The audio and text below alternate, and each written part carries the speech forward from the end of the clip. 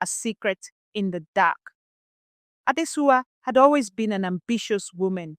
She worked at a prestigious firm in Lagos, Nigeria, handling corporate clients with grace and intelligence. But her ambition was not just for career growth, it was for wealth. Her husband, Tunde, was studying in Canada, pursuing his master's degree in engineering, while she remained in Nigeria, building a future they both dreamed of. But dreams sometimes are not enough. In the same organization, but in a different department, was Chief Collins Okechukwu, a man known for his power, influence, and deep pockets.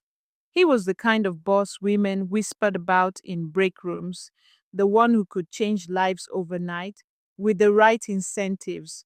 Adezua had been one of those whispers, and soon she became more than just a colleague to him. She knew what she was doing when she let herself be drawn into his world.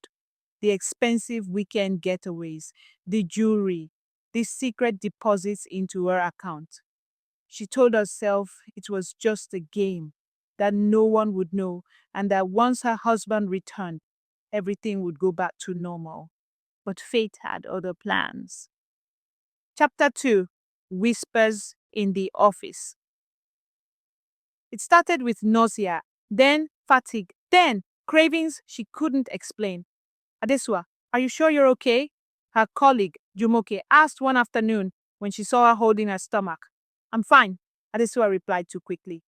But the office was like a village where secrets never stayed hidden for long. And one thing was certain, everyone had noticed. The problem wasn't just the pregnancy, it was the timing.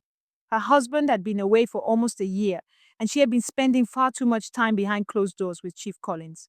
The whispers grew louder. Who is the father? Some dared to ask in hushed voices. Adesua felt her world closing in. She had to act fast.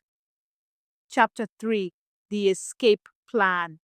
She stormed into the HR office, desperation in her eyes.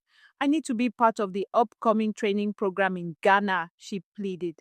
It's important for my career growth. The HR manager raised an eyebrow, but nodded. The company had partnerships across Africa, and employees often traveled for development programs. It wasn't unusual, but the urgency in her voice was suspicious. With the approval secured, Adesua packed her bags. But Ghana was never her real destination.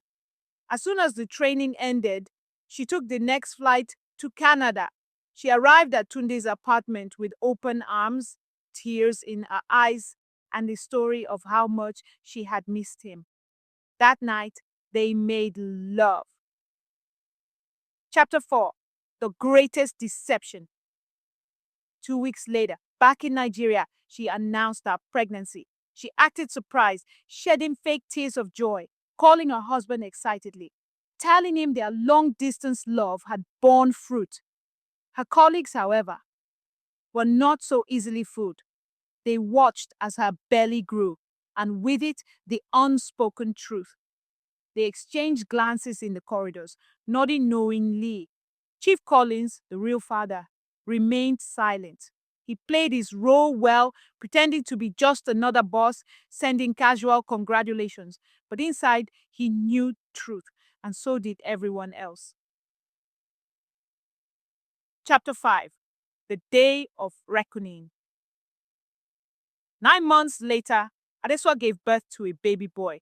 The moment her colleagues saw the child, they knew.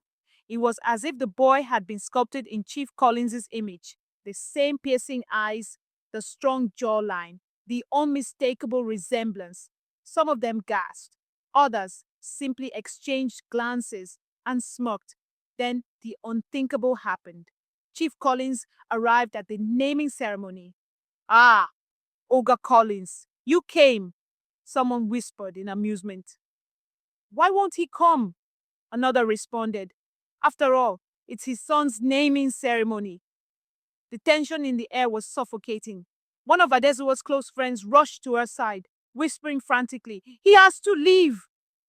Now, Before people start talking, Collins, realizing the mistake, nodded and slipped away. But the damage had already been done. The neighbors had seen him. The staff had seen him. The resemblance between him and the baby was undeniable. Chapter 6: The Final Escape. Adeswa knew she had to leave. Fast. With Chief Collins' connections, they arranged for a visa, and within weeks, she was on a flight back to Canada with the baby in her arms. Tunde welcomed them with joy, completely oblivious. He cradled the boy in his arms, kissing his forehead, promising to be the best father. Meanwhile, back in Nigeria, her colleagues continued to whisper, but no one dared to say a word. The truth was an open secret, one that would remain buried forever. Because sometimes the greatest lies are the ones everyone agrees to keep.